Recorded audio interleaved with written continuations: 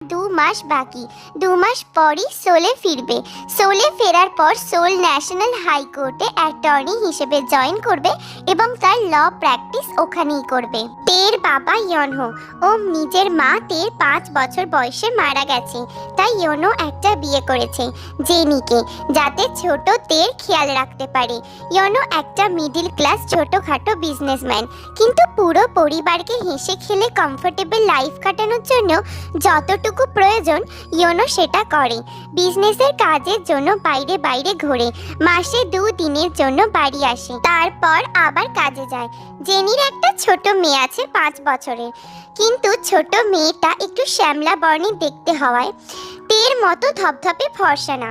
আসলে তের আগের মাকে খুব সুন্দর দেখতে হওয়ায় তের মুখ একদম তার মতো, তুলি দিয়ে আঁকা ছোট্ট পুতুলের মতো ফর্সা, যেন একটা বারবি ডল।